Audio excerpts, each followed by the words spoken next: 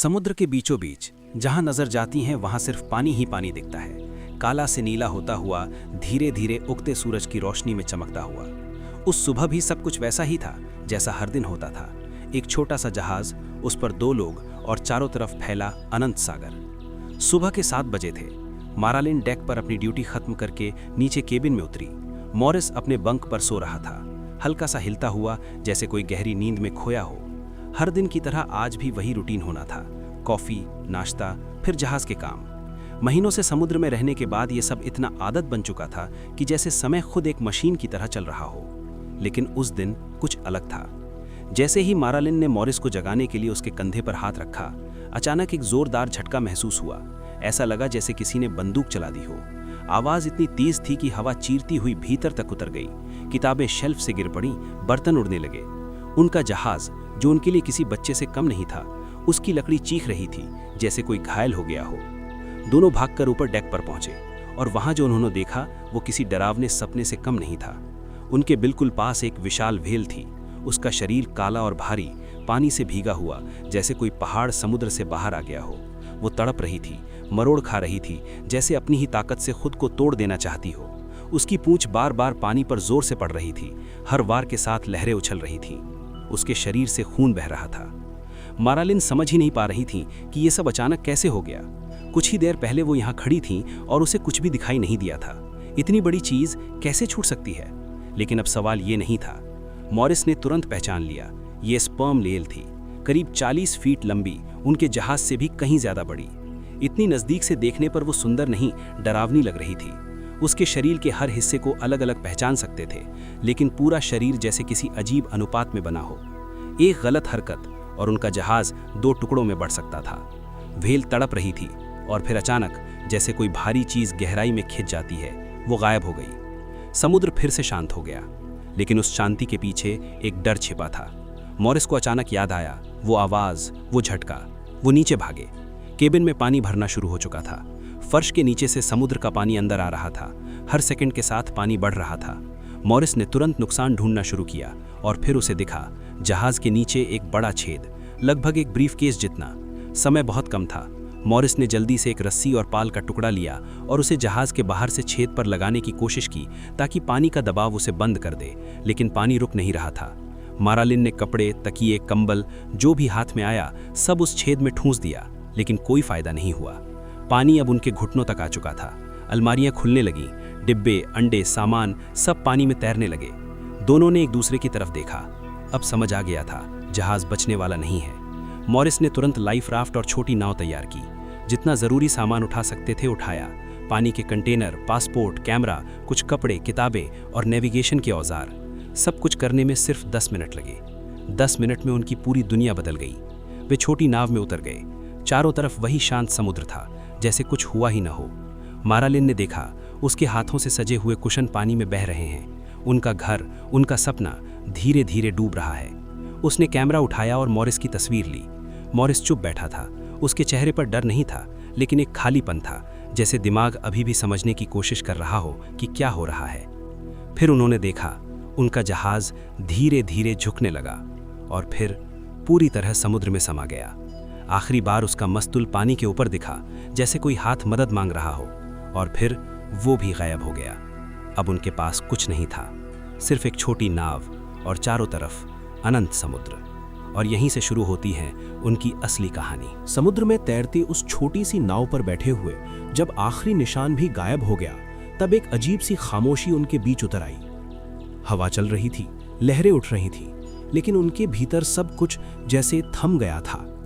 Morris और मारालिन अब सिर्फ 2 इंसान थे, जिनके पास न घर था, न दिशा, न कोई निश्चित भविष्य। लेकिन इंसान की सबसे बड़ी ताकत यही है, वो सबसे बुरे पल में भी सोचता है, अब आगे क्या? मॉरिस ने तुरंत खुद को संभाला। घबराने का समय नहीं था। उसने आसपास रखे सामान को जांचना शुरू किया। पानी के कुछ कंटेनर थे, कुछ खाने का सामान, कुछ जरूरी औजार, एक लाइफ राफ्ट, एक छोटी डिंगी और कुछ बैग्स जिनमें उन्होंने जल्दी जल्दी चीजें भरी थीं। सब कुछ बहुत कम था, लेकिन यही अब उनकी जिंदगी थी। मारालिन चुप थी। उसकी आंखें अभी भी उस जगह को देख रही थीं जहां उनका जहाज डूबा था। इतने सालों की मेहनत, सपने, यादें, सब कुछ एक पल में खत्म हो गया था। लेकिन समुद्र किसी के दुख के लिए नहीं रुकता। धीरे धीरे धूप तेज होने लगी, गर्मी बढ़ने लगी, पानी की सतह चमकने लगी जैसे आग की चादर बिछी हो। मॉरिस ने कहा कि उन्हें तुरंत लाइफ राफ्ट में शिफ्ट होना होगा। डिंगी ज्यादा सुरक्षित नहीं थी, अगर लहरें तेज हुईं तो वो पलट सकती थी। दोनों ने सावधानी से सामान उठाया और राफ्ट में आ गए। वो छोटा था, सीमित जगह, लेकिन फिलहाल यही उनका एकमात्र सहारा था। राफ्ट में बैठते ही उन्हें पहली बार अपनी स्थिति की गंभीरता का एहसास हुआ। चारों तरफ सिर्फ समुद्र, कोई जहाज नहीं, कोई जमीन नहीं, कोई आवाज नहीं। मॉरिस ने अपने नेविगेशन टूल्स निकाले। उसके पास अब भी उसका सेक्टेंट था, कुछ चार्ट्स थे और अनुभव था। उसने सूरज की दिशा देखी, हवा का अंदाजा लगाया, लेकिन एक सच्चाई साफ थी, वे कहीं बीच में थे, बहुत दूर, हर चीज से दूर। हमें बहाव के साथ चलना होगा, उसने धीरे से कहा। यह कोई योजना नहीं थी, बस एक स्वीकार था। पहला दिन धीरे धीरे बीता। प्यास लगने लगी थी, लेकिन पानी सीमित था। मॉरिस ने सख्ती से तय किया, हर दिन बहुत कम मात्रा में पानी पिया जाएगा।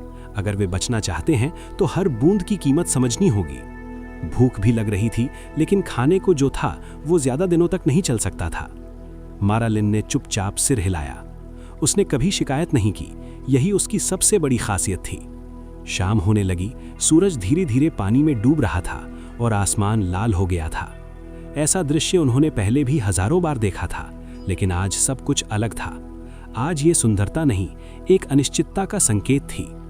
रात आई और उसके साथ आया डर। दिन में समुद्र खुला और साफ लगता है, लेकिन रात में वो गहरा, अनजाना और खामोश हो जाता है। हर आवाज बड़ी लगने लगती है, हर लहर एक खतरा लगती है। वे दोनों बारी बारी से जागते रहे। नींद आ भी जाती तो डर जगा देता। दूसरे दिन सूरज फिर उगा, लेकिन कोई मदद नहीं आई। अब असली संघर्ष शुरू हो चुका था। कुछ ही दिनों में उनका खाना खत्म होने लगा, पानी भी तेजी से कम हो रहा था। तब मॉरिस को अपने पुराने अभ्यास याद आए, समुद्र में कैसे जिंदा रहा जाता है। उसने मछली पकड़ने की कोशिश शुरू की। शुरुआत में मुश्किल हुई, लेकिन धीरे धीरे उसने तरीका निकाल लिया। छोटी छोटी मछलियां पकड़कर वे उन्हें कच्चा खाने लगे। पहले तो ये अजीब लगा, लेकिन भूख के सामने आदतें बदल जाती हैं। मारालिन ने बिना कुछ कहे, बिना हिचकिचाए वो खाना शुरू कर दिया। उसकी आंखों में डर नहीं था, बस एक शांत स्वीकार था। कुछ दिनों बाद उन्होंने एक और तरीका खोजा, बारिश का पानी इकट्ठा करना। जब बादल आते वे तुरंत तैयार हो जाते। कपड़े, प्लास्टिक, जो भी था फैलाकर पानी जमा करते। वही उनका सबसे कीमती खजाना बन गया। दिन बीतते गए, शरीर कमजोर होने लगा, स्किन जलने लगी, होंठ सूखने लगे। लेकिन सबसे मुश्किल चीज थी समय। समय जैसे रुक गया था। हर दिन एक जैसा, हर रात एक जैसी। कोई उम्मीद नहीं, बस इंतजार। कभी कभी वे दूर किसी जहाज की कल्पना करते, कोई आवाज सुनाई देती तो लगता मदद आ रही है, लेकिन हर बार वो सिर्फ भ्रम निकलता। समुद्र खेल खेल रहा था उनके दिमाग के साथ, लेकिन एक चीज अभी भी उनके पास थी, एक दूसरे का साथ। जब भी डर बढ़ता वे एक दूसरे का हाथ पकड़ लेते, कुछ नहीं कहते, बस साथ रहते। और शायद यही उन्हें जिंदा रखे हुए था।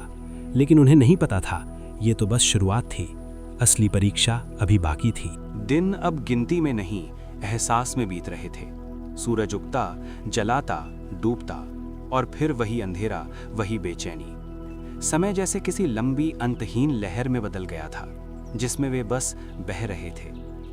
शुरुआत के कुछ दिनों तक उम्मीद बनी रही थी कि कोई जहाज दिखेगा, कोई विमान गुजरेगा, लेकिन अब वो उम्मीद धीरे धीरे घुलने लगी थी। अब उन्हें समझ आने लगा था कि समुद्र में खो जाना क्या होता है। मॉरिस ने खुद को एक नियम में बांध लिया था। हर सुबह वो आसमान देखता, हवा की दिशा समझने की कोशिश करता और अपने मन में उनकी स्थिति का अंदाजा लगाता। उसके पास अब भी उसका ज्ञान था, उसका अनुभव था, लेकिन बिना जहाज, बिना सही उपकरणों के वो सब अधूरा था। फिर भी वो कोशिश करता रहा, क्योंकि कोशिश छोड़ देना हार मान लेना था। मैरिलिन अब भी शांत थी। उसके चेहरे पर वही स्थिरता थी जो शुरुआत से थी, लेकिन अब उसका शरीर बदलने लगा था। धूप ने उसकी त्वचा जला दी थी, होंठ फट चुके थे, आंखें अंदर धंसने लगी थी। मॉरिस ये सब देखता था, लेकिन कुछ कर नहीं सकता था, और यही सबसे कठिन था। एक दिन जब सूरज सिर पर था और गर्मी असहनीय हो चुकी थी, अचानक मैरिलिन ने आसमान की ओर देखा और कहा, बारिश आएगी। मॉरिस ने ऊपर देखा, आसमान साफ था, कोई बादल नहीं। लेकिन कुछ घंटों बाद दूर कहीं काले बादल उभरने लगे और फिर बारिश शुरू हुई। तेज, ठंडी, जीवन देने वाली बारिश। दोनों जैसे अचानक जिंदा हो उठे। उन्होंने जल्दी जल्दी हर चीज फैलाई, हर कपड़ा, हर कंटेनर, हर बूंद को पकड़ने की कोशिश की। वो पानी सिर्फ पानी नहीं था, वो उम्मीद थी। उस दिन उन्होंने जितना हो सका पानी इकट्ठा किया और पहली बार कई दिनों बाद उन्होंने पेट भरकर पानी पिया। उस रात उन्हें थोड़ी राहत मिली, लेकिन समुद्र हमेशा संतुलन बनाए रखता है। जहां राहत होती है वहीं अगली परीक्षा भी तैयार होती है। कुछ ही दिनों बाद उन्हें एक और चुनौती का सामना करना पड़ा। राफ्ट के नीचे कुछ टकराया। पहले हल्का सा झटका लगा, फिर एक और फिर अचानक राफ्ट हिलने लगी। मॉरिस ने नीचे झांका। पानी के अंदर कुछ था, बड़ा, तेज और खतरनाक।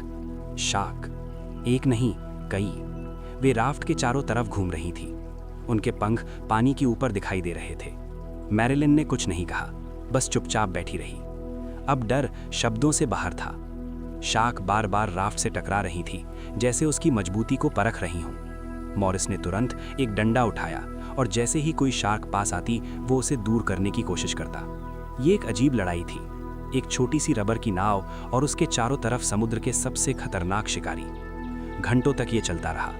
आखिरकार शार्क चली गई, लेकिन उनके जाने के बाद भी डर वहीं रह गया। अब हर पल लगता था कि वे फिर लौट आएंगी। दिन बीतते गए। शरीर अब और कमजोर हो चुका था। मछली पकड़ना भी मुश्किल होता जा रहा था। हाथों में ताकत नहीं बची थी, लेकिन मॉरिस फिर भी कोशिश करता रहा। कभी कभी वे छोटी मछलियां पकड़ लेते, कभी कुछ नहीं मिलता। मैरिलिन अब ज्यादा बोलती नहीं थी। वो बस आसमान देखती रहती, जैसे किसी जवाब की तलाश में हो। एक रात जब दोनों चुप थे, अचानक मैरिलिन ने कहा, क्या तुम्हें लगता है हम बच जाएंगे? ये सवाल हवा में ठहर गया। मॉरिस के पास कोई पक्का जवाब नहीं था, लेकिन उसने उसकी तरफ देखा और कहा, हाँ। ये सच था या झूठ, शायद वो खुद भी नहीं जानता था, लेकिन उस पल वो जवाब जरूरी था, क्योंकि उम्मीद भले ही कमजोर हो, लेकिन जिंदा रहने के लिए जरूरी होती है। धीरे धीरे उनका शरीर ही नहीं, उनका दिमाग भी बदलने लगा था। कभी कभी उन्हें अजीब चीजें दिखाई देती, जैसे दूर कोई जहाज है या कोई आवाज सुनाई देती, लेकिन हर बार वो सिर्फ भ्रम निकलता। समुद्र अब सिर्फ बाहर नहीं था, वो उनके अंदर भी उतर चुका था, लेकिन फिर भी वे जिंदा थे। और जब तक सांस चल रही थी, कहानी खत्म नहीं हुई थी। अब तक उनका शरीर सिर्फ जिंदा रहने की कोशिश कर रहा था, लेकिन अब दिमाग भी साथ छोड़ने लगा था। भूख और प्यास इंसान को धीरे धीरे नहीं, अंदर से तोड़ती है। पहले शरीर कमजोर होता है, फिर सोच बिखरने लगती है, और फिर हकीकत और भ्रम के बीच की रेखा मिट जाती है। मॉरिस ने नोटिस किया कि मैरिलिन अब अक्सर चुप रहती है, लेकिन उसकी आंखें जैसे कहीं और देख रही होती हैं। वो आसमान को देखती रहती, जैसे वहां कोई जवाब लिखा हो। एक दिन उसने अचानक कहा, वो देखो, जहाज। मॉरिस ने तुरंत उस दिशा में देखा। वहां कुछ नहीं था, सिर्फ खाली क्षितिज। उसने कुछ नहीं कहा, बस धीरे से बोला, हाँ, शायद दूर है, क्योंकि वो जानता था सच बताने से कोई फायदा नहीं। अब सबसे बड़ा दुश्मन सिर्फ समुद्र नहीं था, उनका अपना दिमाग था। दिन और रात का फर्क भी कम होता जा रहा था। धूप में जलना, रात में ठंड से कांपना, ये एक चक्र बन चुका था जिससे बाहर निकलने का कोई रास्ता नहीं था। उनकी त्वचा छिलने लगी थी, नमक ने घावों को और गहरा कर दिया था। होंठ इतने सूख चुके थे कि हर शब्द बोलना दर्द देता था, लेकिन फिर भी वे जी रहे थे, क्योंकि उन्होंने हार नहीं मानी थी। मॉरिस अब हर छोटी चीज को हथियार की तरह इस्तेमाल करना सीख चुका था। उसने एक साधारण सा हुक और लाइन बनाकर मछली पकड़ने का तरीका और बेहतर कर लिया। कभी कभी बड़ी मछलियां भी फंस जाती, और वो उनके लिए किसी खजाने से कम नहीं होती। वे मछली का हर हिस्सा इस्तेमाल करते, मांस खाते, खून पीते, और कभी कभी उसकी नमी से प्यास बुझाने की कोशिश करते। ये सब सुनने में अजीब लगता है, लेकिन उस हालत में यही जीवन था। एक दिन उन्हें कछुआ दिखा, धीरे धीरे तैरता हुआ, जैसे उसे कोई जल्दी नहीं हो। मॉरिस ने मौका देखा और पूरी ताकत से उसे पकड़ लिया। कछुआ उनका सबसे बड़ा भोजन बन गया। उसका मांस, उसका खून, सब कुछ उन्होंने इस्तेमाल किया। उस दिन उन्होंने थोड़ा बेहतर महसूस किया, लेकिन ये राहत ज्यादा देर तक टिकती नहीं थी, क्योंकि समुद्र हर दिन कुछ नया लेकर आता था। अचानक मौसम बदल गया, आसमान काला हो गया, हवा तेज होने लगी, और फिर तूफान आया।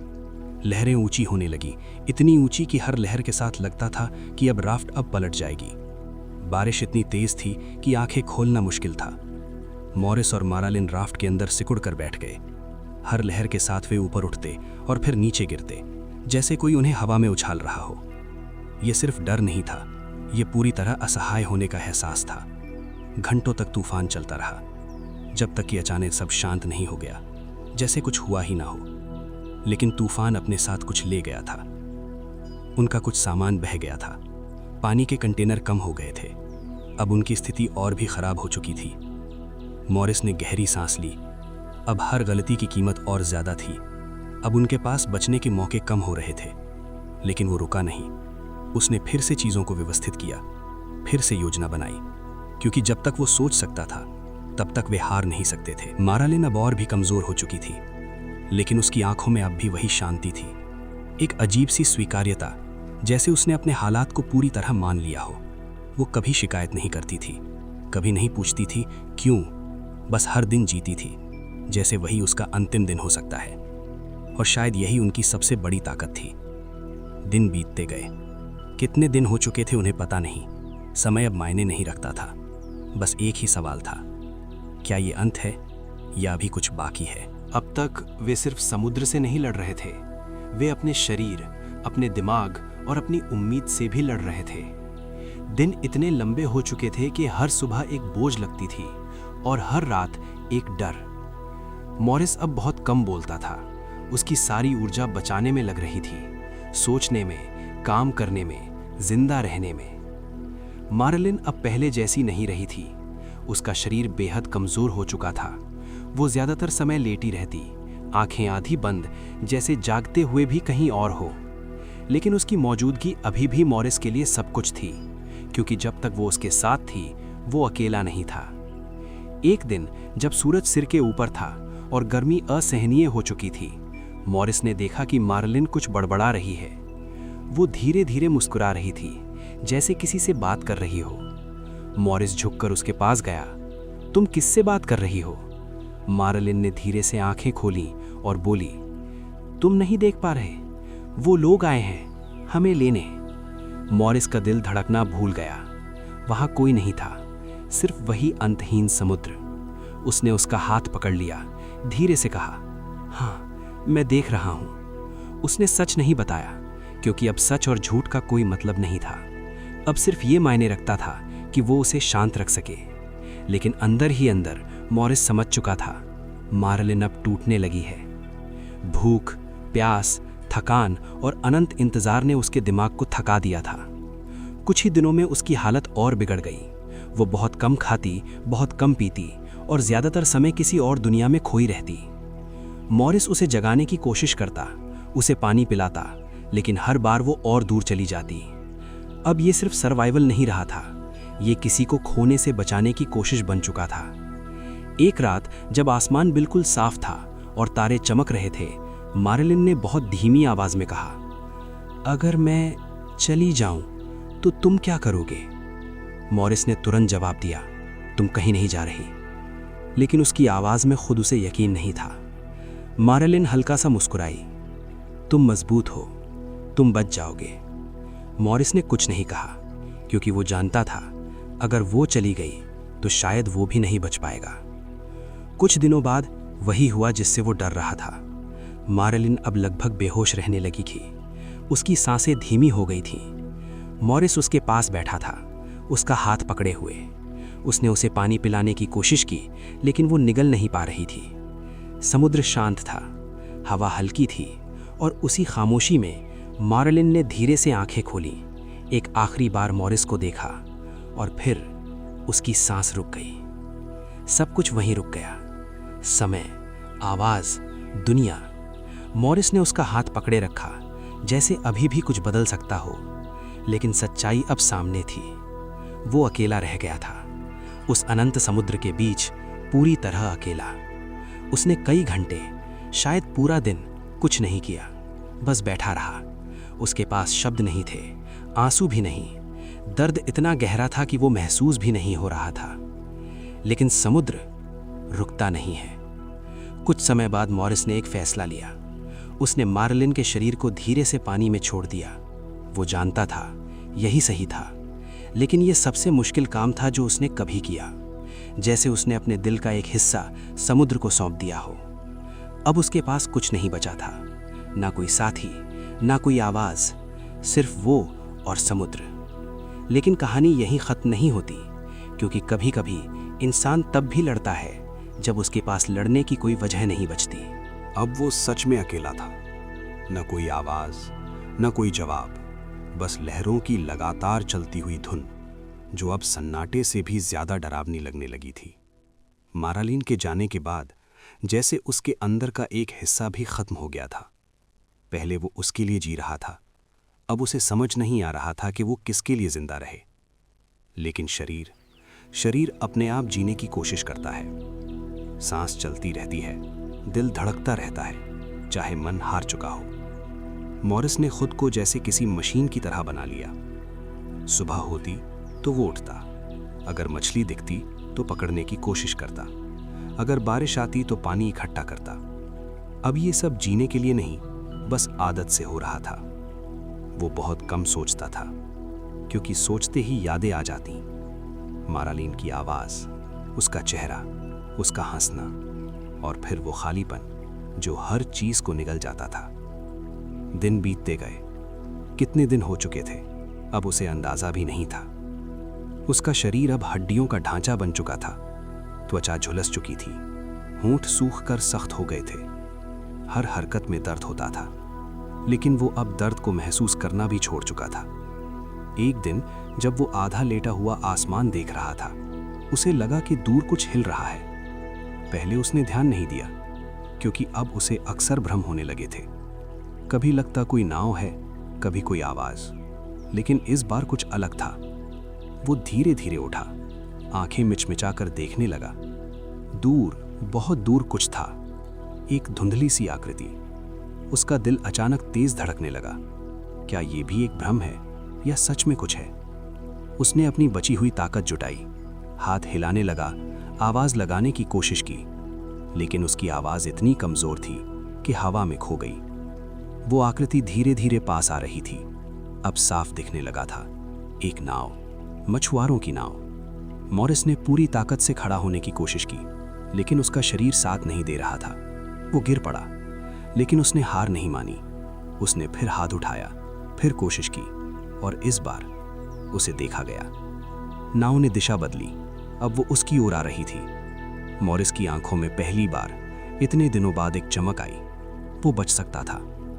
कुछ देर बाद मछुआरे उसके पास पहुंच गए। उन्होंने उसे देखा, एक कमजोर, जला हुआ, लगभग कंकाल जैसा इंसान, जो समुद्र के बीच अकेला पड़ा था। वो हैरान थे, लेकिन उन्होंने देर नहीं की। उसे सावधानी से नाव पर उठाया।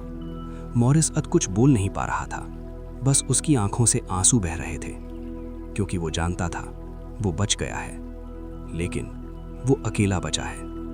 उसे पानी दिया गया, खाना दिया गया, लेकिन उसका शरीर इतना कमजोर था कि सब धीरे धीरे देना पड़ा। वो बार बार एक ही चीज सोच रहा था, मारालीन। अगर वो थोड़ी देर और, थोड़ा और टिक पाती तो शायद वो भी बच जाती। लेकिन समुद्र किसी के लिए रुकता नहीं। कुछ दिनों बाद जब वो थोड़ा संभला, तब उसने अपनी पूरी कहानी बताई। लोग हैरान थे, इतने दिनों तक इस हालत में कोई कैसे जिंदा रह सकता है? लेकिन जवाब सीधा था, इंसान तब तक लड़ता है जब तक उसके अंदर सांस है। मॉरिस ने सिर्फ समुद्र को नहीं हराया था, उसने अपने डर, अपने दर्द और अपने अकेलेपन को भी हराया था। लेकिन ये जीत अधूरी थी, क्योंकि हर जीत की एक कीमत होती है, और उसकी कीमत वो समुद्र में छोड़ आया था। अगर तुम यहां तक इस कहानी को सुनते आए हो, तो एक बात याद रखना, जिंदगी कभी भी एक पल में बदल सकती है, और मुश्किल वक्त में सबसे बड़ी ताकत होती है हिम्मत और साथ। अगर ऐसी और सच्ची कहानियां सुनना चाहते हो, तो चैनल को सब्सक्राइब करना मत भूलना।